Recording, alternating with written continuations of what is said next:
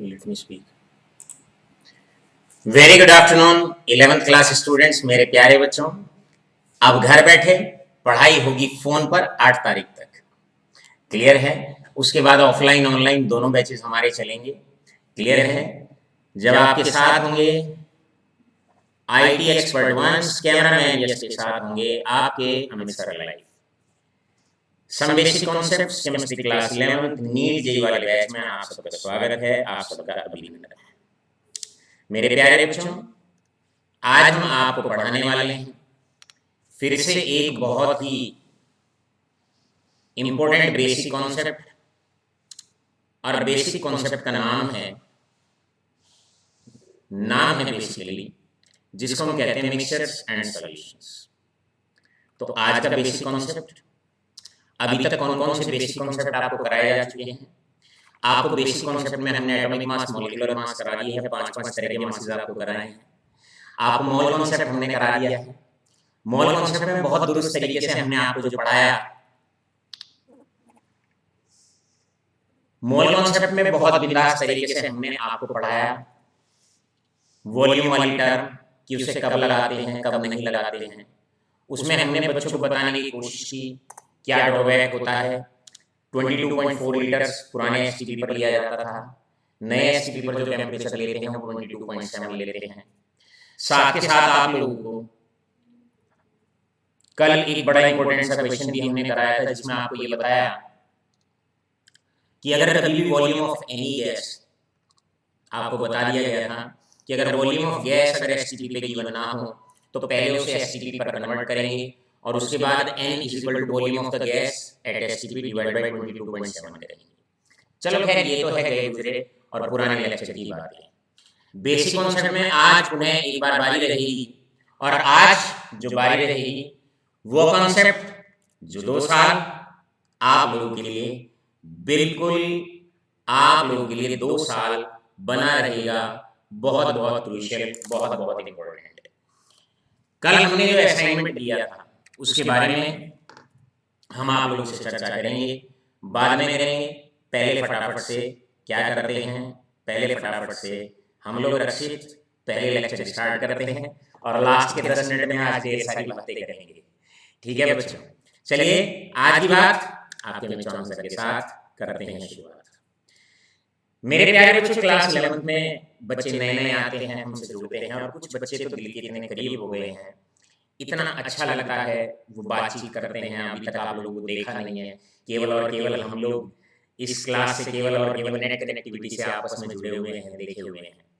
लेकिन मैं ये कहता हूँ कि बच्चे जिस प्रकार बॉयज और गर्ल्स में यशस्वी हैं, शुभी हैं, क्लियर है, और बड़े सारे बच्चे हैं जैसे कि हर्ष है, क्लियर, और विशाल हैं, ये सारे बच्चे मैं आप लोगों को ये कहना चाहता हूँ जिस तरीके से आप परफॉर्मेंस रक्षित, आप सब लोग जैसे परफॉर्मेंस दे रहे हैं ऐसे ही बने रहिए, और आप देखिएगा हंसते खेलते ही नीट और जी बहुत अच्छे से क्रॉस हो जाएगा। आज के लेक्चर की शुरुआत करते हैं, व्हाट्सएप अपने ऑन रखिएगा, क्लियर, और बढ़ते हैं आज के लेक्चर के साथ।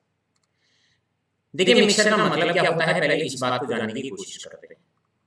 आज का बेसिक कॉन्सेप्ट मिक्सचर्स और सॉल्यूशंस को जानने की कोशिश करेंगे, और मिक्सचर्स और सॉल्यूशंस में क्या डिफरेंस होता है इसको जानने की कोशिश करेंगे। When two or more substances are mixed together, two or more substances are mixed together, बिल्कुल 9th और 10th से टॉपिक को उठाऊंगा। 2 या 2 से अधिक सब्सटेंसेस को जब हम मिला देते हैं तो जो मिक्स होने के बाद जो आइडेंटिटी बनती है उसको मिक्सचर कहा जाता है। अब एक एग्जांपल लेते हैं। एग्जांपल है, दूध के अंदर चीनी को मिला दीजिए, पानी के अंदर नमक को मिला दीजिए, बन गया मिक्सचर। लेकिन साइंस में अगर केमिकल्स को मिलाते हैं तो कई बार कुछ तरह की दिक्कतें आती हैं। कैसे? NH3 गैस है और HCl गैस है, इन्हें आप आपस में मिलाइए और तीनों बार अलग अलग कुछ अलग अलग देखने को मिलेगा। आप N2 गैस है, क्लियर है, और आपके पास H2 गैस है, आप इन्हें मिलाइए, कुछ अलग देखने को मिलेगा, क्लियर है। और आप अगली बार सॉल्ट प्लस पानी मिलाइए, कुछ अलग देखने को मिलेगा। और सोल्ट के अंदर रेत मिला दीजिए तो कुछ अलग देखने को मिलेगा। सैंड प्लस वाटर आप मिला दीजिए, कुछ अलग देखने को मिलेगा। मतलब हर बार हम क्या कर रहे हैं, दो या दो से अधिक। आज की बात में दो या दो से अधिक पहला शब्द है। सब्सटेंसेस को आपस में मिक्स कर देते हैं तो मिक्सचर बनते हैं।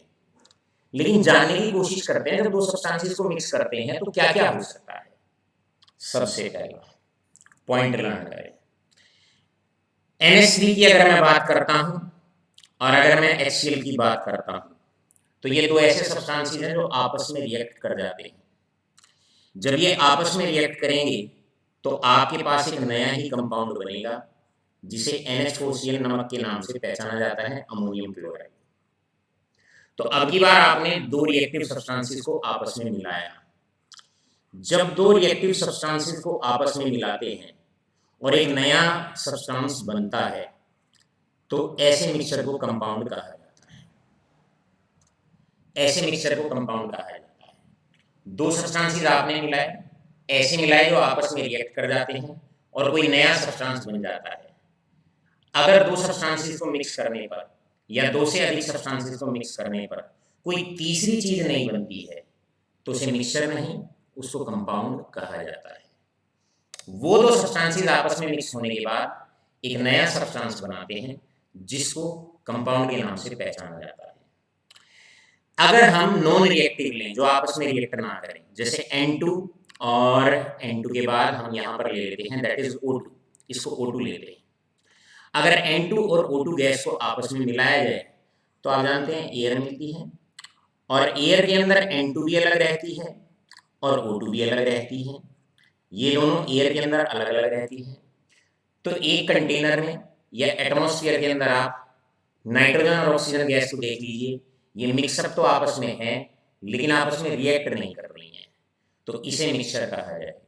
तो सबसे पहले अच्छे बच्चों को मिक्सचर में और कंपाउंड में डिफरेंस पता होना चाहिए। और क्या डिफरेंस है, कंपाउंड तब बनता है जब दो या दो से अधिक ऐसे सब्सटेंसेस आपस में मिक्स होते हैं जो रिएक्टिव होते हैं, और मिक्सचर बच्चों तब बनता है जब दो नॉन रिएक्टिव सब्सटेंसेस आपस में मिक्स होते हैं, तब मिक्सचर बनता है।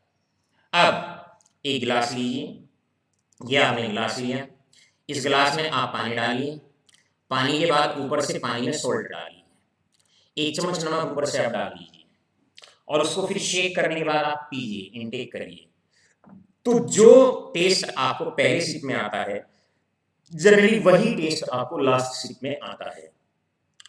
तो अगर कंपोजिशन सेम रहती है ऑल थ्रू आउट तो ऐसे मिक्सचर को होमोजीनियस मिक्सचर के नाम से पहचाना जाता है। ऐसे मिक्सचर को होमोजीनियस मिक्सचर के नाम से पहचाना जाता है।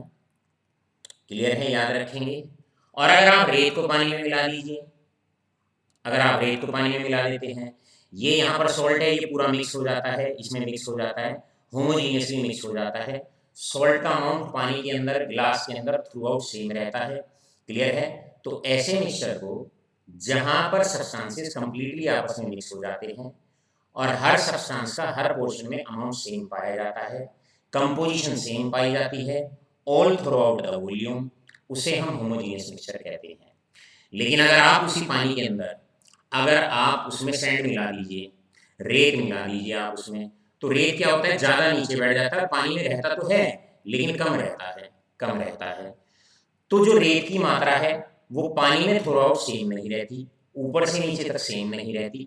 तो आप जानते हैं ऐसे मिक्सचर को हेटेरोजीनियस मिक्सचर के नाम से पहचाना जाता है। तो सबसे पहले ये जो पहला पेज आज आपके सर ने लिखा हुआ है, इसमें हमने बताया सारी बातें इस पेज पर लिखी हुई हैं सब्सटेंसेस को मिक्स करने को लेकर, सब्सटेंसेस को मिक्स करने को लेकर। रिएक्टिव सब्सटेंसेस आपस में मिक्स होंगे कंपाउंड बनेगा, नॉन रिएक्टिव आपस में मिक्स होंगे जो आपस में रिएक्ट नहीं करते तो मिक्सचर बनेंगे। मिक्सचर दो तरह का, एक होमोजीनियस और एक हेटेरोजीनियस। अगर अमाउंट सेम रहता है ऑल थ्रू आउट जो भी मिक्सिंग सब्सटेंसेस हैं उनका, तो होमोजीनियस मिक्सचर बनता है, और अगर अमाउंट सेम नहीं रहता तो हेटेरोजीनियस मिक्सचर बनता है। अब बच्चों इसी बात को लेकर हमारे आज के लेक्चर की शुरुआत होती है, और आज का लेक्चर है हमारा सॉल्यूशंस। आज का लेक्चर है हमारा सॉल्यूशंस। पहले अपने बच्चों का बेस बनवाया अच्छे से, और उसके बाद अब आज का टॉपिक हंसते खेलते हम शुरू करने वाले हैं। Alright all of you. और आज का टॉपिक है हमारा to start up with solutions. हमने सॉल्यूशंस के साथ स्टार्ट अप करना है। याद रखिएगा, ऑल सॉल्यूशन की जहां तक बात करते हैं, all homogeneous mixtures are solutions. All homogeneous mixtures, जितने भी होमोजीनियस मिक्सचर्स होते हैं, क्लियर हैं, आर सॉल्यूशंस। इन्हें सॉल्यूशंस भी कहा जाता है और इनको ट्रू सॉल्यूशंस के नाम से भी पहचाना जाता है। तो सबसे पहले डेफिनेशन क्लियर होनी चाहिए सॉल्यूशन की। और हमने कहा सॉल्यूशन के बारे में कहा, homogeneous mixtures are basically known as true solutions, या उनको सॉल्यूशंस कहते हैं। दो या दो से अधिक, बार बार कह रहा हूं, दो या दो से अधिक सब्सटेंसेस जब आपस में होमोजीनियसली मिक्स हो जाते हैं, तो वो जो मिक्सचर होता है, वो जो होमोजीनियस मिक्सचर होता है, उसको सॉल्यूशन कहा जाता है। प्यारे बच्चों, होमोजीनियस मिक्सचर की एक और पहचान होती है। पहचान क्या होती है? पहचान ये होती है, दो सब्सटेंसेस आपस में मिक्स होने के बाद अगर आप उन्हें अलग अलग ना कर सके, तो जो मिक्सचर है दोनों को अलग अलग ना कर सके, तो जो मिक्सचर है वो होमोजीनियस है। जैसे कि एयर के अंदर आप नहीं बता पाएंगे नाइट्रोजन कहाँ है और ऑक्सीजन कहाँ है। तो नाइट्रोजन और ऑक्सीजन का जो मिक्सचर है एयर के अंदर, ये एक होमोजीनियस मिक्सचर है। तो होमोजीनियस मिक्सचर की पहचान क्या होती है? अगर दो सब्सटेंसेस को आप आपस में मिक्स करें और उन दोनों को आप अलग अलग पहचान ना पाएं, उन दोनों को आप अलग अलग अगर ना कर पाएं, तो इसका मतलब जो सॉल्यूशन है, वो जो मिक्सचर है, वो होमोजीनियस है। हेटेरोजीनियस मिक्सचर की क्या पहचान होती है? आप रेत को पानी में मिलाते हो, लेकिन आपको रेत दिखता है कि इस पानी के अंदर रेत कहाँ है। इसका मतलब आप उन्हें अलग अलग कर सकते हो, डिस्टिंक्ट कर सकते हो, उन्हें आप देख सकते हो, क्लियर है, अलग अलग कर सकते हो। तो ये जो मिक्सचर होता है, ये हेटेरोजीनियस मिक्सचर होता है। बिस्किट के अंदर नमी आ जाती है, लेकिन आप बिस्किट में ये नहीं बता सकते बिस्किट पार्ट कौन सा है और नमी पानी आपको दिखता नहीं है, तो उन दोनों को आप अलग अलग नहीं कर सकते। तो ये भी मिक्सचर है, ये भी सॉल्यूशन है, क्लियर है। और कैसा मिक्सचर है? होमोजीनियस मिक्सचर है। मैं आपसे कहता हूँ, ये मेरे पास पेन है और ये मेरे पास माउस है, मैं इन दोनों को आपस में मिलाता हूँ, लेकिन आपको दिखता है ये पेन है और ये माउस है, तो आप आइडेंटिफाई कर सकते हो। तो इन दोनों का जो मिक्सचर है वो हमेशा हेटेरोजीनियस होगा, हमेशा होमोजीनियस नहीं होगा। आशा करता हूँ मेरे बच्चों के ये बात बढ़िया अच्छे से समझ में आ गई होगी। अगर दो सब्सटेंसेस को, दो कंपोनेंट्स को आपस में मिक्स करने पर अगर आप नेकेड आई से या आप फिजिकली उन्हें डिस्टिंक्ट अगर नहीं कर पाते हैं, तो वो जो मिक्सचर होता है, वो मिक्सचर आपका होमोजीनियस मिक्सचर होता है। और अगर आप डिस्टिंक्ट कर पाते हैं, तो वो जो मिक्सचर होता है वो हेटेरोजीनियस होता है। प्यारे बच्चों, सेकंड डेफिनेशन जो एमसीक्यूज में कई बार आपको लगानी है, डेफिनेशन नंबर 2, जिसे स्कूल लेवल पे जनरली हम लोग नहीं बताते हैं। आप दो सब्सटेंसेस को आपस में मिक्स करो। जैसे आपने मान लो ये सब्सटेंस है और ये आपने इसके अंदर डाल दिया, तो जैसे ही हम इसको इसके अंदर डालेंगे, ये इसमें मिक्स होने वाला है, क्लियर है, ये इसके अंदर मिक्स होने वाला है। और मिक्स होने के बाद अगर पार्टिकल का साइज, अगर पार्टिकल का साइज, पार्टिकल साइज अगर 1 नैनोमीटर से कम रहता है, पार्टिकल साइज अगर 1 नैनोमीटर से कम रहता है, तो ऐसे मिक्सचर को भी, ऐसे मिक्सचर को भी सॉल्यूशन के नाम से पहचाना जाता है। ये आईआईटी लेवल में आपसे पूछा जाता है कि बताओ भाई सॉल्यूशन के अंदर, बताओ भाई सॉल्यूशन के अंदर पार्टिकल का साइज कितना होना चाहिए। तो हमने बता दिया, अगर दो सब्सटेंसेस को आप आपस में मिक्स करें और मिक्स करने पर अगर पार्टिकल का साइज सब्सटेंसेस के 1 नैनोमीटर से कम पाया जाता है, तो ऐसे मिक्सचर जनरली होमोजीनियस ही होते हैं। तो कितनी बातें मैंने होमोजीनियस शब्द के बारे में आपको बता दी। आशा करूंगा 8 बजे हम अपना लेक्चर रिकॉर्डिंग आपको भेजते हैं यूट्यूब चैनल पे। यूट्यूब चैनल का नाम है अमित चौहान AICS, उस पर भी आप देख सकते हैं। आज थोड़ा सा कन्वर्जन करेंगे, जो मेरा फेस एक्सप्रेशन नहीं दिखता था वो भी आपको आज से यूट्यूब चैनल पर दिखाई पड़ेगा। तो ये दोनों डेफिनेशन आपके क्लियर होनी चाहिए, कंप्लीट पढ़ना है, इतना पढ़ना है कि जितना कोई टीचर पढ़ा ना पाए और मेरे बच्चे उतना पढ़ें जितने किसी और के बच्चे पढ़ ना पाए।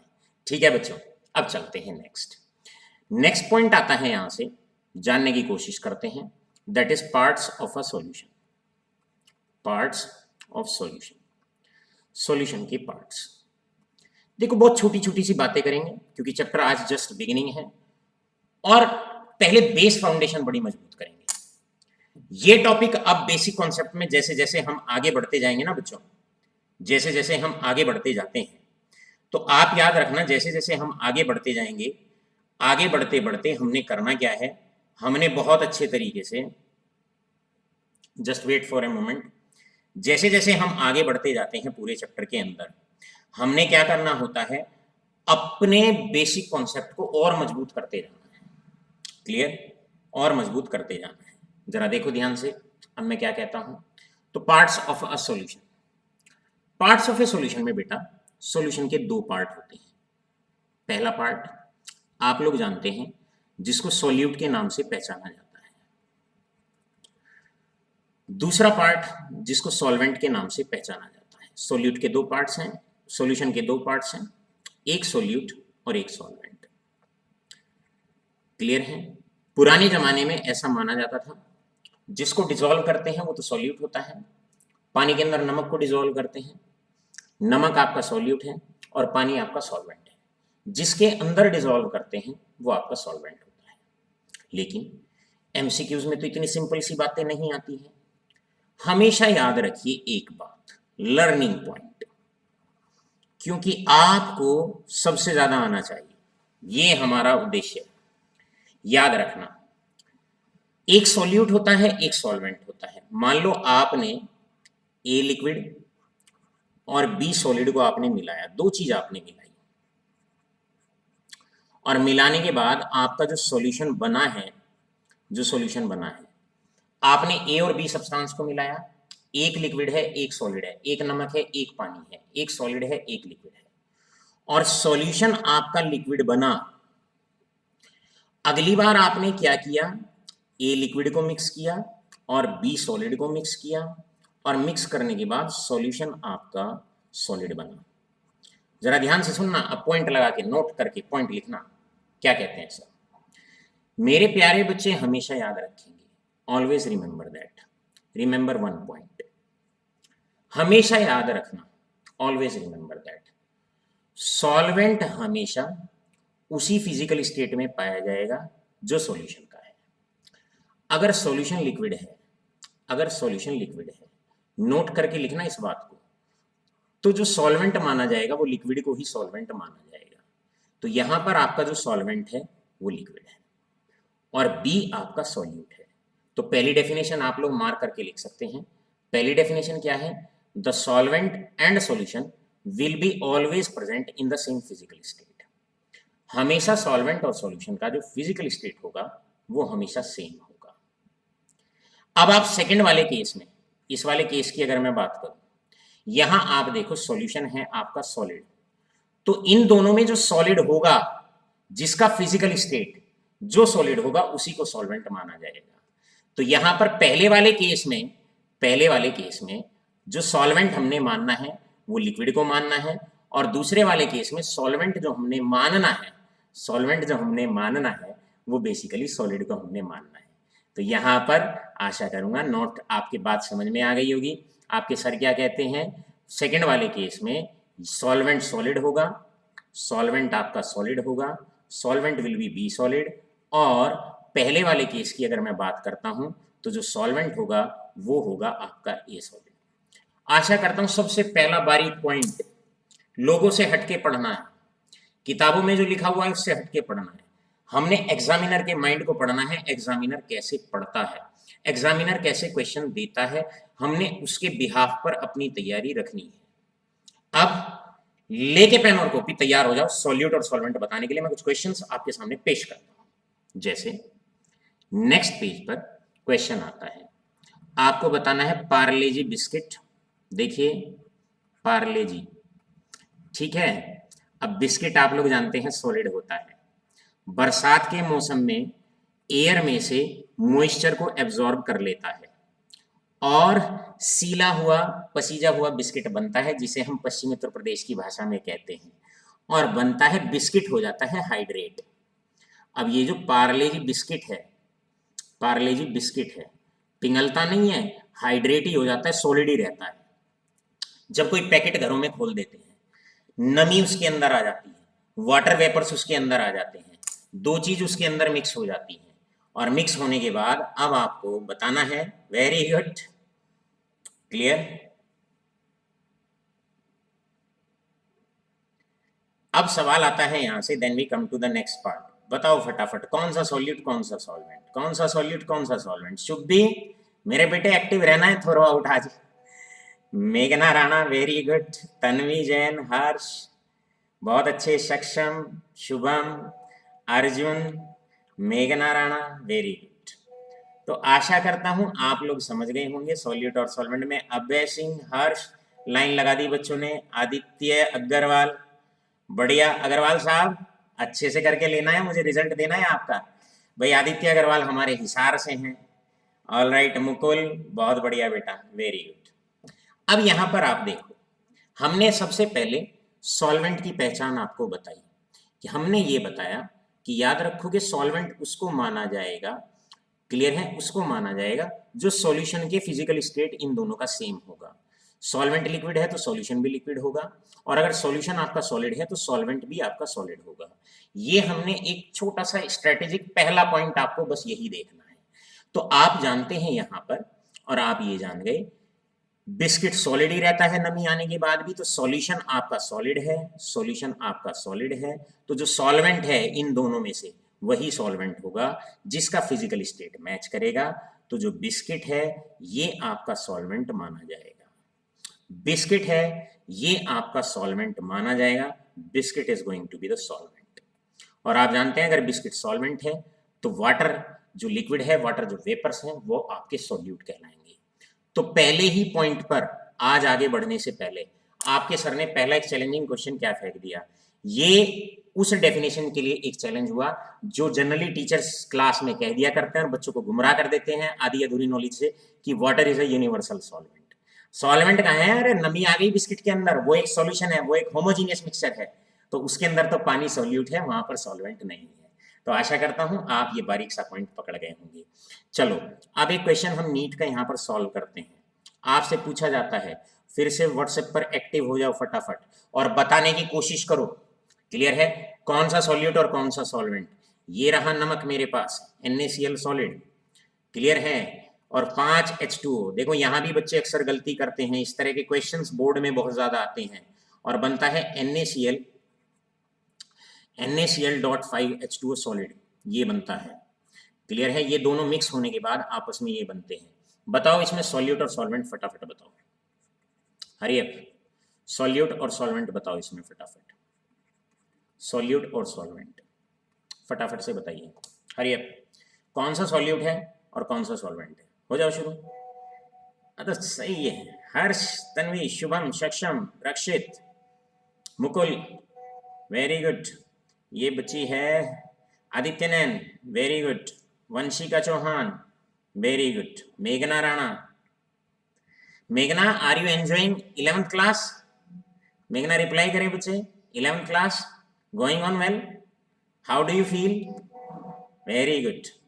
इसके बाद आगे बढ़ते हैं, प्रिया ने आंसर दे दिया है, बड़े अच्छे बच्चे हैं, मेरी बेटी विजेता, विशाल, क्लियर। अब देखिए ये जो बैच है हमारा, प्लीज प्लीज प्लीज मेघना राणा, देखिए अब यहां पर क्या है, इसमें इतनी मजबूत तैयारी आपकी 11th क्लास में करा देंगे कि मेरे बच्चे से चौराहे पे खड़ा करके कोई भी क्वेश्चन सुन ले।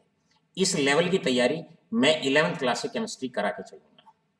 अब देखो फिजिकल स्टेट, देखो ये सॉल्यूशन है, अब सॉल्यूशन आपका सॉलिड है, तो इन दोनों में से जो सॉलिड स्टेट में होगा, इसका फिजिकल स्टेट सॉलिड, इसका फिजिकल स्टेट सॉलिड, उसको सॉल्वेंट माना जाएगा। तो यहां पर सॉल्वेंट हुआ NaCl, ये सॉल्वेंट हुआ, और जो ये 5H2O है ये आपका सॉल्यूट हुआ। आशा करता हूं बढ़िया करके आप लोग इसको समझ गए होंगे, क्लियर है। अब नेक्स्ट पॉइंट आता है, then we come to the next point.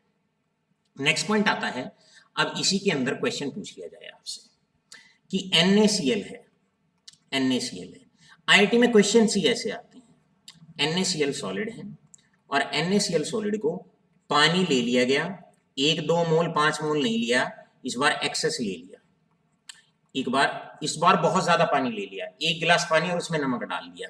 ये वाला केस जनरली आपके स्कूल में सॉल्व किया जाता है कि भाई उसमें क्या होता है, NaCl सॉल्यूशन बनता है, घुल जाता है और वो लिक्विड स्टेट में आ जाता है। तो यहां पर पानी सॉल्वेंट है, यहां पर पानी सॉल्वेंट है जिसे टीचर्स जनरली समझाते हैं, और यहां पर आपका NaCl सॉल्यूट है। तो बच्चों चीजें जाननी है लेकिन बहुत बारीकी तक जाननी है, ये नहीं कि ऊपर देख के और बस साइड से कल्टी मार के वहां से निकल लिए। आशा करता हूं मेन पॉइंट आपके बिल्कुल बढ़िया तरीके से समझ में आ गया होगा। अब सॉल्यूट और सॉल्वेंट को लेकर आपके सर आपको बताने वाले हैं दूसरा इंपॉर्टेंट नुस्खा। क्लियर है? पॉइंट नंबर 2, जब भी सॉल्यूट और सॉल्वेंट की बात होगी तो पॉइंट नंबर 2 किस बात पे ध्यान रखा जाएगा? Point number 2, if physical state is same, if physical state is same, अगर सॉल्यूट और सॉल्वेंट दोनों सॉलिड हैं, दोनों लिक्विड हैं, दोनों गैस है, if physical state is same, तो अब आपका जो दूसरा केस बनेगा वो ये वाला बनेगा। अगर दोनों का फिजिकल स्टेट सेम है तब याद रखिएगा, जैसे ए लिक्विड और बी भी लिक्विड, ए और बी को मैं मिला रहा हूं, दोनों लिक्विड हैं, याद रखिएगा ए भी लिक्विड और बी भी लिक्विड, बना सॉल्यूशन, सॉल्यूशन भी लिक्विड है। अब तो सॉल्यूशन भी लिक्विड है और दोनों कंपोनेंट भी आपके लिक्विड हैं, उस केस में कैसे पता लगेगा? तो ये केस तब स्टेप 2 पे तब आना है जब फिजिकल स्टेट से आंसर ना निकले, तब स्टेप 2 पे आना है। लेकिन जब आप दो चीजों को आपस में मिक्स करते हैं तो आपको अमाउंट का तो पता ही होता है, तब याद रखेंगे, मान लो ये आपने लिया दैट इज 100 ml, ये आपने लिया 100 ml और ये आपने लिया 50 ml, तो उस वक्त याद रखेंगे दैट कंपोनेंट हमेशा सॉल्वेंट को याद रखो सॉल्यूट से ज्यादा, या that substance in higher amount, जो हायर अमाउंट में होगा, इन हायर अमाउंट, जो हायर अमाउंट में होगा विल बी सॉल्वेंट। जैसे 1 चम्मच नमक लेते हो और एक पूरे भरे हुए गिलास पानी में डाल देते हो। क्लियर है? तो यहां पर डेफिनेशन नंबर 2 आपको तब लगानी है जब आपको डेफिनेशन नंबर 1 से आंसर ना आए, और ये आपका डेफिनेशन आ गई यहां से, क्योंकि अब आपका दोनों का फिजिकल स्टेट सेम है, तो उस केस में उसको सॉल्वेंट माना जाएगा जिसका अमाउंट ज्यादा होता है, इसका अमाउंट ज्यादा है, तो ये आपका बच्चों हो जाएगा सॉल्वेंट, और इसका अमाउंट कम है तो ये आपका सॉल्यूट माना जाएगा। तो डेफिनेशन नंबर 2 पे आपको कब आना है? डेफिनेशन नंबर 2 पे मेरे चंदा से बच्चों को तब आना है जब पहली डेफिनेशन से आंसर आपका ना निकले। क्लियर है? जब आपका पहली डेफिनेशन से आंसर ना निकले तब आपको डेफिनेशन नंबर 2 पे आना है। चलते हैं सॉल्यूट और सॉल्वेंट की गुत्थी को सुलझाने के लिए, और अब चलते हैं इसके थर्ड पार्ट पे। थर्ड पार्ट ये है, याद रखो, point number 3 about solute and solvent. अगर सॉल्यूट और सॉल्वेंट को आइडेंटिफाई करना हो तो तीसरा इंपॉर्टेंट पॉइंट क्या रहेगा? हमेशा याद रखिए, ऑलवेज रिमेंबर दैट, ये रिमेंबर रखना, हमेशा याद रखना। अगर कहीं पे ऐसे खोल दें NaCl सॉल्यूशन कह दें, बस इतना कह दें। अब ये तो इसमें बताया नहीं कि NaCl के साथ किसको मिक्स किया गया है, ये तो इसमें बताया नहीं। अगर किसी का केमिकल फॉर्मूला लिखा हुआ है तो वो हमेशा सॉल्यूट है, और अगर सॉल्वेंट ना बताया गया हुआ हो तो हमेशा पानी लेके चलना है, बाय डिफॉल्ट इसको मानना है। तो आप थर्ड पॉइंट में क्या लर्न करेंगे? आप थर्ड पॉइंट में ये लर्न करेंगे, क्या लर्न करेंगे? अगर आपको थर्ड पॉइंट में अगर कभी भी कोई केमिकल नाम से कोई सॉल्यूशन दिया हुआ है, केमिकल फॉर्मूला लिख के कोई सॉल्यूशन आपको दिया हुआ है, तो जो केमिकल फॉर्मूला लिखा हुआ होता है वही सॉल्यूट होता है। मैं आपसे लिख दूं, मैं आपसे कहूं कि भाई एक एसिटिक एसिड सॉल्यूशन है, तो बस अगर किसी का केमिकल फॉर्मूला लिख दिया गया तो वही सॉल्यूट है। तो आज आपके सर आपको समंदर में ले गए सॉल्यूट और सॉल्वेंट के। क्लियर है? सॉल्यूशन है, यहां सॉल्वेंट नहीं खोला हुआ, और जब जब सॉल्वेंट ना खोला हुआ हो तो समझ जाओ पानी है, क्योंकि हम ज्यादातर जो सब्सटेंसेस को मिक्स करते हैं वो पानी के अंदर ही मिक्स करते हैं। तो सॉल्यूट और सॉल्वेंट को लेकर जो दी गई जानकारी है, क्लियर है? हमेशा। यस बेटा हर्ष, मैं हर तरह का क्वेश्चन कवर अप करा रहा हूँ, आप चिंता मत करिए। और लास्ट में रोजाना लेक्चर के बाद मैं असाइनमेंट भेजता हूँ, उसमें आपको पता लग जाता है किस किस तरह के क्वेश्चन हम कवर अप करेंगे। ओके हर्ष, देखिए बेटा पहले ध्यान से सुनो पूरा टॉपिक। अब इसके बाद अब मैं आपको क्वेश्चन बताता हूँ। अब नीट में क्वेश्चंस किस तरह के आते हैं। अब मैंने 3 पॉइंट बताए आपको। सबसे पहले ध्यान रखना है सॉल्यूट और सॉल्वेंट को लेकर किस बात का आपको ध्यान रखना है। आपको ध्यान रखना है पहला पॉइंट, सबसे पहले फिजिकल स्टेट चेक करना है। सॉल्वेंट और सॉल्यूशन दोनों का फिजिकल स्टेट सेम पाया जाएगा, नंबर 1। नंबर 2, दूसरा आपको ध्यान रखना है अगर फिजिकल स्टेट से आंसर ना निकले उसके बाद आप क्वांटिटी पर आओगे, और अगर क्वांटिटी भी ना दी हुई हो तो फिर आप ये वाला मेथड अप्लाई करेंगे, केमिकल फॉर्मूला दिया हुआ होगा और जो केमिकल फॉर्मूला दिया हुआ होगा वही सॉल्यूट होगा। लिखा करते हैं नोट्स बनाया करते हैं। क्लियर। अब आते हैं नेक्स्ट पॉइंट पे। अब जैसे क्वेश्चन चेक, आपका लर्निंग चेक करते हैं कितना आप मेरी बात से अभी तक समझे। चलो मैं चेक करता हूं, let me have a check. Learning check करते हैं भैया। चलो भाई अपने बच्चों से अब हम चेक करते हैं। नंबर 1 अब आपको बताना है, और ये क्वेश्चन लेता हूं मैं नीट के। 2 क्वेश्चन है। क्लियर। पहला, tell tell solvent in air. Tell solvent in air. अब ये क्वेश्चन आता है, A part CO2 gas, B part helium gas, clear है, सी पार्ट नाइट्रोजन गैस, और D part that is O2 gas. Clear है। Air के अंदर major जो कंपोनेंट्स हैं वो सारे ये हैं। आपको पहला क्वेश्चन का आंसर ये देना है। क्लियर। फटाफट हो जाओ, पेन कॉपी लेके हो जाओ शुरू। और दूसरा क्वेश्चन आपके पास IITG में ये आता है कि आपको CuSO4 सॉलिड है plus that is 10H2O liquid है। क्लियर है। और बनता है that is CuSO4 dot 10H2 dot 10H2O, ये सॉलिड बनता है। इनमें सॉल्यूट एंड सॉल्वेंट बताइए दोनों केसेस में आप फटाफट से। जबरदस्त, लेकिन नाम नहीं आ रहे हैं यहाँ पर। आंसर देने वाले हैं हर्ष, गलती हो गई है कहीं ना कहीं जल्दबाजी में। शुभम ने बिल्कुल सही आंसर दिया है। क्लियर है। रक्षित, आदित्य, भयंकर भयंकर नाम से यशस्वी, एक्टिव हो जा पुत्र। Very good. यहाँ पर आंसर मुकुल ने भी आंसर बिल्कुल सही दिया है, और सक्षम, Shubhi, very good, Arjun and all सब बिल्कुल सही जा रहे हैं। सत्यम, विशाल, सब लोग आंसर बिल्कुल अच्छे से दे रहे हैं। शुभी बेटा वेरी गुड पुत्र। Tanvi Jain, proud of you बेटा Tanvi. Harsh, all is well, going on well, everybody is on the right track.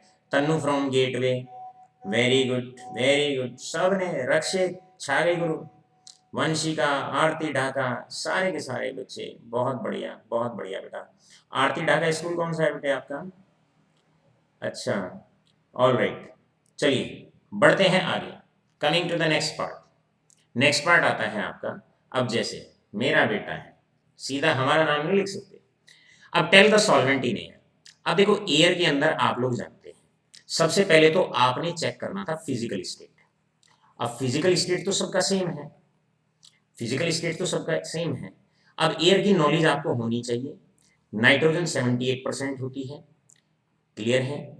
Oxygen आपकी लगभग 21% होती है, और इसके बाद लगभग हीलियम जो है वो 0.9% है, 0.9% है, और इसके बाद CO2 है वो ट्रेसिस में है, वो बहुत ना के बराबर है।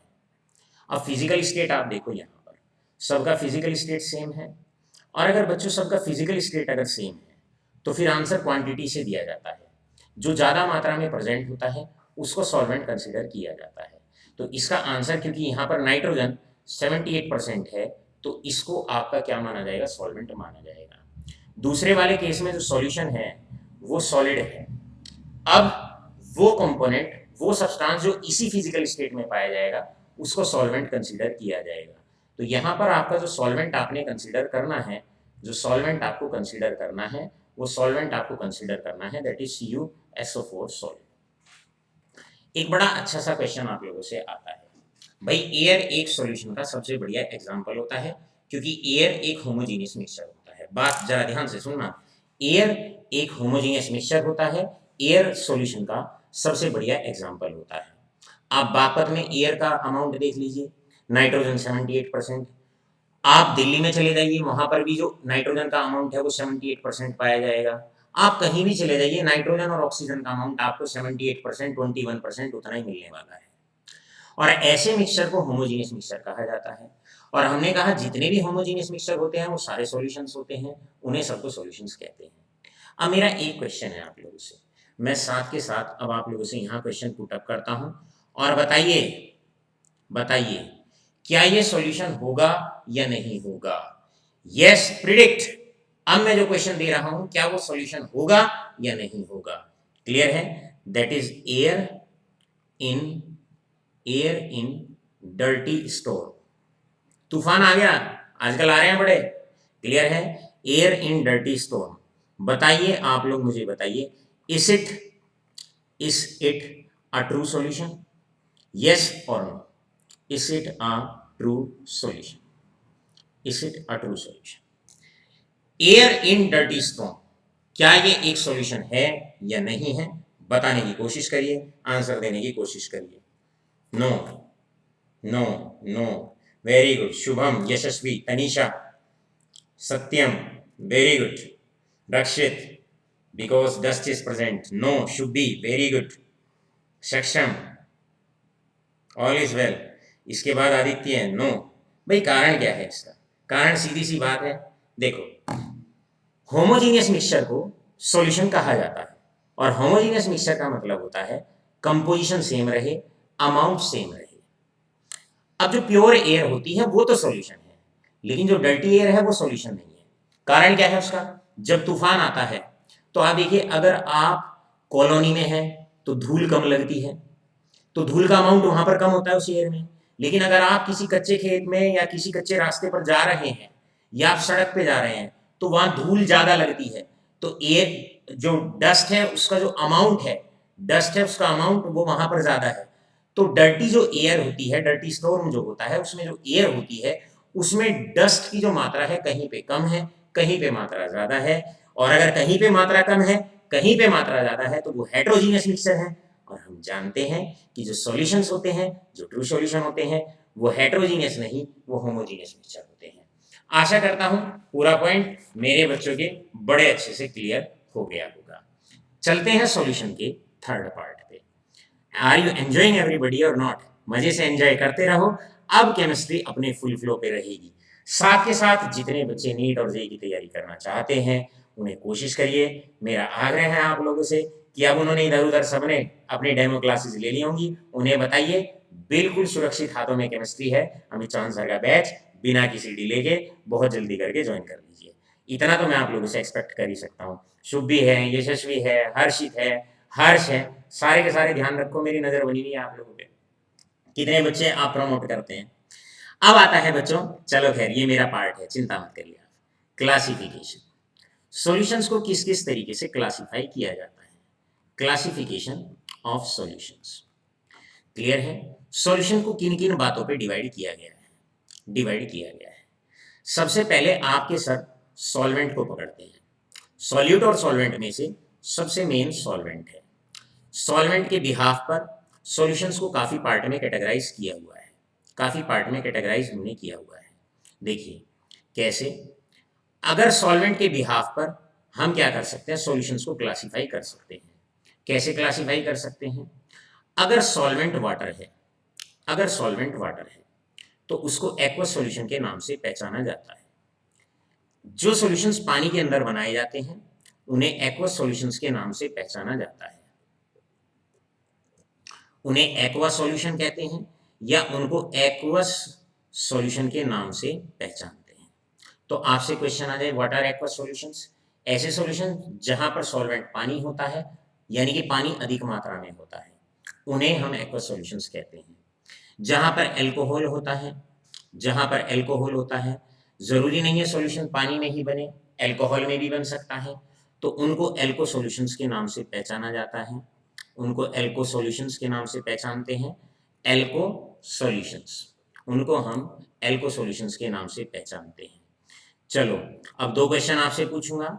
अब जिनको हम बेंजीन के अंदर बनाते हैं, क्लियर है, उनको हम कहते हैं बेंजो सॉल्यूशन, उनको बेंजो सॉल्यूशन के नाम से पहचाना जाएगा।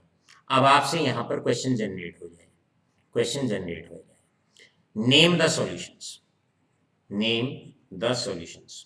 बचेगा नहीं बेटा, पढ़ाने के बाद कुछ पॉइंट नहीं बचेगा। मोल कॉन्सेप्ट आपको इतना करा दिया, बच्चे दिल्ली तक करके आ जाते हैं, उनके इतने कॉन्सेप्ट्स क्लियर नहीं होते जितने हर टाइप की हर कैटेगरी का क्वेश्चन आपको कवर अप कराया। नेम द सॉल्यूशंस, इन सॉल्यूशंस के नाम बताओ in which solvent is air, solvent is air, solvent is air, clear है। एयर के अंदर जो सॉल्यूशन बनाए जाते हैं उनका नाम बताओ। तो याद रखिए उन्हें एरोसोल्स के नाम से पहचाना जाता है, एरो सॉल्यूशंस या एरोसोल्स उनको कहते हैं। तो अगर कोई सॉल्यूशन एयर के अंदर बनाया जा रहा है तो उसको हम कहते हैं that is arrow solutions. Example है एयर के अंदर, जैसे कि स्मोक वगैरह है, क्लियर है, ये एक एग्जाम्पल होता है, एरो सॉल्यूशंस का एग्जाम्पल होता है।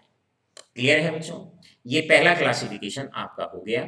आशा करता हूं आपके बड़े अच्छे से पॉइंट क्लियर हो गया होगा। अब क्लासिफिकेशन नंबर 2 जरा गौर से सुनेंगे। क्लासिफिकेशन नंबर 2 क्या कहता है? क्लासिफिकेशन नंबर 2 है depending upon number of substances mixed, कितने सब्सटेंस आपस में मिक्स किए गए हैं। यहां से आईआईटी में एक बार इतना प्यारा सा सिंपल सा क्वेश्चन आया, कितने सब्सटेंस आप आपस में मिक्स करते हैं। एक गिलास पानी के अंदर नमक मिला दो, उसी पानी के अंदर नमक और चीनी दोनों मिला दो, उसी पानी के अंदर नमक, चीनी और ग्लूकोज 3 मिला दो, तो कितने सब्सटेंस आप आपस में मिक्स करते हैं डिपेंडिंग अपॉन कंपोनेंट्स। पहला बाइनरी सॉल्यूशन। बाइनरी सॉल्यूशन का मतलब होता है वो सॉल्यूशन जिनमें एक सॉल्यूट होता है और एक सॉल्वेंट होता है। तो ऐसे सॉल्यूशन में एक सॉल्यूट और एक सॉल्वेंट, एक सॉल्यूट, सॉल्यूट 1 प्लस सॉल्वेंट 1, ऐसे सॉल्यूशन को बाइनरी सॉल्यूशन के नाम से पहचाना जाता है। आने जाने की कोशिश करते हैं। इसके बाद होते हैं टर्नरी सॉल्यूशंस। टर्नरी का मतलब होता है जहां पर आपके सॉल्यूट 2 होते हैं, जहां पर आपके सॉल्यूट 2 होते हैं और सॉल्वेंट एक ही होता है, सॉल्वेंट एक ही होता है, मतलब टोटल 3 सब्सटेंसेस होते हैं उसके अंदर। क्वाटरनरी, क्वाटरनरी का मतलब होता है क्विंकरी भी होता है, क्लियर है, क्वाटरनरी जिसके अंदर 4, यहाँ पर सॉल्यूट आपके 3 होंगे और सॉल्वेंट आपका 1 होगा, सॉल्यूट आपके 3 होंगे, सॉल्वेंट यहाँ पर 1 होगा। ऐसे सॉल्यूशंस को हम क्वाटरनरी सॉल्यूशंस कहते हैं। तो यहाँ पर लर्निंग करने की कोशिश करते हैं। बाइनरी का मतलब एक सॉल्यूट एक सॉल्वेंट, टर्नरी का मतलब 2 सॉल्यूट 1 सॉल्वेंट, और क्वाटरनरी का मतलब जिसके अंदर टोटल कंपोनेंट्स तो 4 होते हैं, जिसमें से 3 सॉल्यूट कहलाएंगे और 1 सॉल्वेंट कहलाएगा। अब कुछ बच्चों के मन में एक क्वेश्चन आ रहा होगा कि सर क्या सॉल्वेंट कभी एक से ज्यादा नहीं हो सकते? क्लियर है। अब आपसे क्वेश्चन आ सकता है हर्ष, क्लियर है। अब इसके बाद हम बात करते हैं नेक्स्ट, जरा पहले ध्यान से सुनो। अब क्वेश्चन आता है बाइनरी का मतलब एक सॉल्यूट एक सॉल्वेंट, टर्नरी सॉल्यूशंस का मतलब 2 सॉल्यूट 1 सॉल्वेंट, और इसके बाद आता है क्वाटरनरी सॉल्यूशंस। क्वाटरनरी सॉल्यूशंस का मतलब होता है जहां पर आपके 3 सॉल्यूट होते हैं और 1 सॉल्वेंट होता है। सॉल्वेंट हमेशा एक ही होता है। सॉल्वेंट वो होता है जैसे टीचर है स्कूल के अंदर, वो सॉल्वेंट है। कैसे है सॉल्वेंट? क्योंकि वो प्रॉपर्टीज दिखाता है। क्लियर है, इस पॉइंट को कहीं मार्क करके लिख लेंगे। सॉल्यूट कितने भी हो सकते हैं, सॉल्वेंट हमेशा एक ही होगा, जिसमें सब चीज डिसॉल्व होती है वो एक ही होता है। आपकी क्लास में आपका टीचर सॉल्वेंट होता है, उसमें कितने ही बच्चे आ जाएं वो मिक्स होते चले जाएंगे, उसकी क्लास के एनवायरनमेंट में मिक्स होते चले जाएंगे। सॉल्वेंट एक ही होगा, सॉल्यूट कितने ही होंगे। नमक को पानी में मिलाओ, नमक सॉल्यूट, पानी सॉल्वेंट। नमक चीनी पानी में मिलाओ, 2 सॉल्यूट, पानी सॉल्वेंट। नमक चीनी ग्लूकोज पानी में मिलाओ, 3 सॉल्यूट 1 सॉल्वेंट। अब इस क्वेश्चन का जवाब देंगे आप लोग। अब मैं क्वेश्चन लिखता हूं और उस क्वेश्चन का जवाब देने के लिए आप पेन और कॉपी उठा के तैयार हो जाओ। अब ट्रिपल ई में जो क्वेश्चन पूछा गया, मैं उस क्वेश्चन को इसी बिहाफ पर आप लोगों के सामने लिखता हूं। बेटा ट्रिपल ई में क्वेश्चन पूछा गया which is not a solution, which is not a solution. आपको ये बताना है इनमें से कौन सा सॉल्यूशन नहीं है। ये एआई ट्रिपल ई का क्वेश्चन है, कौन सा इसमें से सॉल्यूशन नहीं है। जरा गौर से सुनते रहो और उसके बाद आंसर देना। सबसे पहले A binary, A binary, B ternary, ये तो बिल्कुल सॉल्यूशन होते हैं। C quaternary. अब कुछ बच्चे तो कान खड़े हो गए होंगे तुरंत, और आपने रीजन और देना है। और डी पार्ट है दैट इज यूनिनरी, यूनिनरी। आपको ये बताना है इनमें से कौन सा सॉल्यूशन कहलाने लायक नहीं। बताओ कारण और बताना जरा इसका। आपको क्या लगता है इनमें से कौन से को सॉल्यूशन नहीं माना जाना चाहिए, कौन से को सॉल्यूशन नहीं माना जाना चाहिए? Option A, option B, option C, option D, कौन से को नहीं माना चाहिए? यूनिनरी को नहीं माना जाना चाहिए। तनीजन सबसे पहले, सबसे आगे, सबसे तेज। Tanisha, Mukul, Shubhi, yes, Rakshit, Shubham, I am proud of you my son, right, and then is Arjun, Shasham, very good. और इसका आंसर सीधा सा है, सॉल्यूशन बनाने के लिए कम से कम दो तो चाहिए, कम से कम दो तो चाहिए यशस्वी। क्लियर है? जबकि यूनिनरी में हम लोग जानते हैं यूनिनरी में केवल और केवल एक ही कंपोनेंट होता है। तो ऐसा नहीं है कि बहुत हाई प्रोफाइल क्वेश्चंस भी कई बार आते हैं। क्लियर है? कई बार बच्चे की बेसिक नॉलेज से भी क्वेश्चन पूछ लिया जाता है क्योंकि इसमें एक ही कंपोनेंट होता है और सॉल्यूशन के लिए कम से कम दो तो चाहिए। बैच बनाने के लिए टीचर और बच्चा कम से कम दो तो चाहिए, उससे ज्यादा भी हो सकते हैं। दो बच्चे एक टीचर, तीन बच्चे एक टीचर। तो यहाँ पर राइट ऑप्शन है दैट इज यूनिनरी सॉल्यूशंस कभी एग्जिस्ट नहीं करते हैं और इस टाइप के सॉल्यूशंस एग्जिस्ट नहीं करते हैं और सॉल्यूशन की कैटेगरी में नहीं आते हैं। टाइप 3 क्लासिफिकेशन आता है, type 3, and this is going to be the last topic that we are going to discuss today regarding the introduction of this topic. इस टॉपिक का इंट्रोडक्शन बेहतरीन मस्त अंदाज में हमने किया, हमारे बच्चों ने इसको बड़े अच्छे से गुण लिया। अब टाइप 3 में आता है सॉल्यूशन तीन प्रकार का होता है डिपेंडिंग अपॉन फिजिकल स्टेट्स। तीसरा क्लासिफिकेशन है जब दो सब्सटेंसेस को हम मिक्स कर देते हैं और वो सॉल्यूशन बना लेते हैं। तो वो सॉल्यूशन किस तरह का दिखता है मिक्स होने के बाद? मिक्स होने के बाद दो सब्सटेंसेस अगर सॉलिड फॉर्म में पड़ते हैं, मिक्सचर अगर सॉलिड बनता है तो सॉलिड सॉल्यूशन। अगर दो या दो से अधिक सब्सटेंसेस को अगर मैं मिक्स करूं और मिक्स करने के बाद लिक्विड रह जाता है मिक्सचर तो लिक्विड सॉल्यूशन। और अगर दो या दो से अधिक सब्सटेंसेस को अगर मैं मिक्स करता हूं और मिक्स करने के बाद अगर मिक्सचर गैसियस स्टेट में अगर मुझे दिखाई पड़ता है तो गैसियस सॉल्यूशन। तो आपके सर यहाँ क्या कहना चाहते हैं कि सॉल्यूशन को हम तीन पार्ट में डिवाइड कर देते हैं। पहले आपके सॉलिड सॉल्यूशंस, पहले आपके सॉलिड सॉल्यूशंस, पहले आपके सॉलिड सॉल्यूशंस। एक बड़ा प्यारा सा 11th क्लास के लिए यहाँ मैं बहुत अच्छा टॉपिक एक्सप्लेन करूंगा। एक आपके लिक्विड सॉल्यूशंस, मतलब दो सब्सटेंसेस को आपने मिक्स किया और मिक्स करने के बाद मिक्सचर लिक्विड रह गया तो उसको लिक्विड सॉल्यूशन कहा जाएगा। और इसके बाद तीसरा आता है गैसियस सॉल्यूशन। बच्चों इस टॉपिक की पता है जरूरत क्यों पड़ी? क्योंकि कई बार बच्चा जब हम सॉल्यूशन नाम लेते हैं तो वो ये समझता है लिक्विड, लेकिन नहीं, दो सब्सटेंसेस मिक्स हो जाएं, होमोजीनियसली मिक्स हो जाएं, चाहे वो लिक्विड हो, चाहे वो सॉलिड रहे, चाहे वो गैस रहे, उसे सॉल्यूशन कहा जाएगा। तो कभी भी ये मत समझिए कि सॉल्यूशन का मतलब सिर्फ लिक्विड तक ही सीमित है। अब एक एग्जांपल सॉल्यूट सॉलिड ले लो, सॉल्वेंट सॉलिड ले लो, सॉल्यूशन सॉलिड ही बनेगा। क्लियर है? Example alloys, example alloys. Alloys में दो या दो से अधिक मेटल हम मिक्स कर देते हैं जैसे जिंक प्लस मरकरी। क्लियर है? ये एक एग्जांपल है। एलॉय व्हील आपकी बाइक वगैरह में, स्कूटी वगैरह में आते हैं।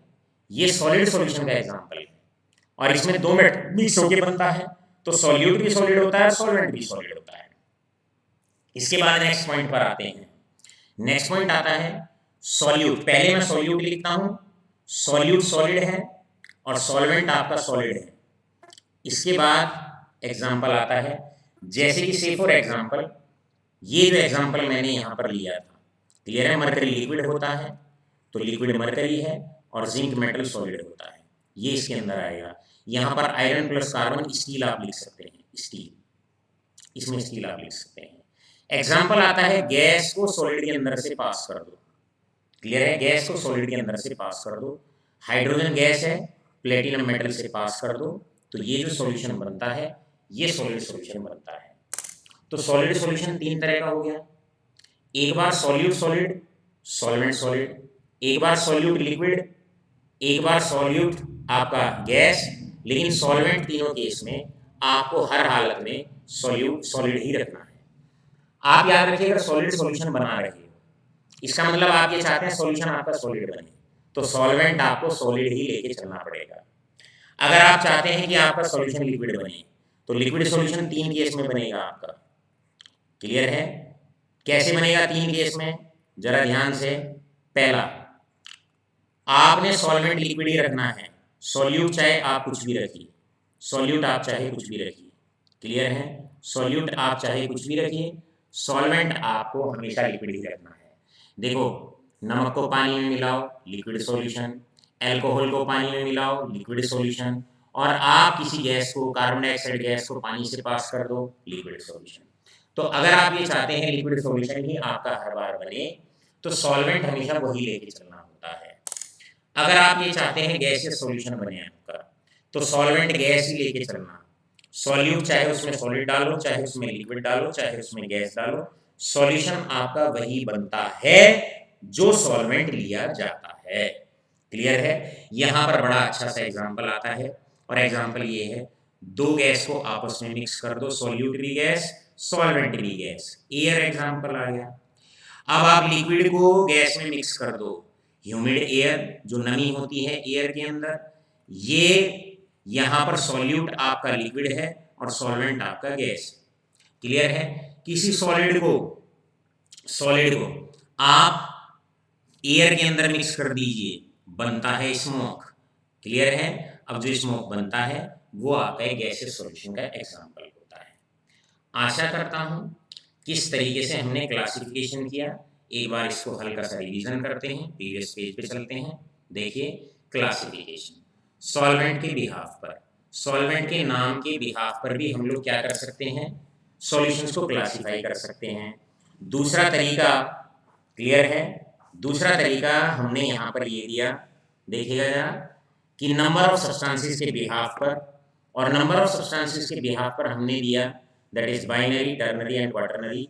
दो सब्सटेंसेस मिक्स करते हैं, तो दो सब्सटेंसेस मिक्स करने के बाद बाइनरी सॉल्यूशन बनता है, तीन सब्सटेंसेस मिक्स करते हैं टर्नरी, और अगर चार सब्सटेंसेस मिक्स करते हैं तो क्वाटरनरी। इसके बाद फिर हमने आपको बताया लास्ट में, फिर नेक्स्ट पेज पर ये बताया, क्लियर, कि फिजिकल स्टेट के बिहाफ पर solid solution, liquid solution, gaseous solution. एक सॉल्यूशन सॉलिड कब रहेगा, सॉल्वेंट सॉलिड लेके चलना, सॉल्यूट उसमें कुछ भी डाल दो, सॉलिड डाल दो, लिक्विड डाल दो, गैस डाल दो, सॉल्यूशन सॉलिड रहेगा। लिक्विड सॉल्यूशन कब बनेगा, सॉल्वेंट लिक्विड रखना, सॉल्यूट उसमें सॉलिड डालो, लिक्विड डालो, गैस डालो, लिक्विड सॉल्यूशन रहेगा। गैसियस सॉल्यूशन कब रहेगा, सॉल्वेंट गैस लेके चलना, सॉल्यूट उसमें चाहे सॉलिड डालो, चाहे लिक्विड डालो, चाहे गैस डालो, और सबके एग्जांपल भी मैंने यहाँ पर लिखे हुए हैं। आशा करता हूँ ये पहले वाला पॉइंट आपके बहुत अच्छे से समझ में आ गए होंगे, सारे के सारे क्लियर है बेटा, ये सारे के सारे आपके अच्छे से समझ में आ गए होंगे। अब मेरे प्यारे बच्चों, पहला पॉइंट, जैसे आज हमने कहा था कि बैच के बाद कुछ बच्चे नोट्स कलेक्ट करके ले जा सकते हैं, हार्ड कॉपी जिन बच्चों को चाहिए नोट्स की वो कलेक्ट करके ले जा सकते हैं। बेटा जिस शॉप से मेरे नोट्स फोटो स्टेट होके आते हैं वो शॉप अभी 2 दिन के लिए बंद है, उनके घर पे कोई मेडिकल इमरजेंसी है, तो आप 2 दिन अभी और वेट करें, कल और परसों आप और वेट करें, और संडे में आप 11 बजे से 2 बजे तक कभी भी मेरे घर पे आ सकते हैं, और पहला पैकेज जिसमें पूर्ण एक्सरसाइज है, कंप्लीट नोट्स हैं, उन्हें आप ले जा सकते हैं, क्लियर है, नंबर 1। नंबर 2, मैं आप लोगों से एक बात कहता हूँ, जो असाइनमेंट मैं रोजाना भेजता हूँ, अभी मैं क्या करूँगा, जो असाइनमेंट है वो आपका साथ के साथ व्हाट्सएप कर दूंगा आपके ग्रुप पर, उन्हें रोजाना आपने करना है। I was very much expressed and I was very much pleased by the performance of few students, and they have created a simple mark in my heart, and I will let that particular students, उनको हम down नहीं होने देंगे। जो ये बच्चे हैं, चाहे वो रक्षित है, चाहे वो विशाल है, यशस्वी हैं, शुभ्री हैं, सक्षम है, क्लियर है, तन्वी जैन है, क्लियर है, हर्ष है हमारे पास, क्लियर है, आदित्य अग्रवाल, इन सारे बच्चों को बेटे ना हाथ छोड़ेंगे ना साथ छोड़ेंगे जब तक आपको IIT JEE और नीट के गेट तक हम नहीं छोड़ेंगे। ऐसे ही बने रहो, अपने मोमेंटम, अपने उत्साह को इतना ही बरकरार रखना है और आप देखिएगा वो दिन दूर नहीं जब आपको पता भी नहीं लगेगा हंसते खेलते कैसे कॉम्पिटिटिव एग्जाम आपका क्लियर हो गया। ऑलराइट, यहाँ पर अब हम आगे बात करते हैं। रक्षित, अभी मैं बैच ऑफ करता हूँ और आप मुझे कॉल करें। Thank you, have a good day all of you. मुस्कुराते रहिए, एंजॉय करते रहिए chemistry with Amit Chauhan sir. बहुत बहुत धन्यवाद।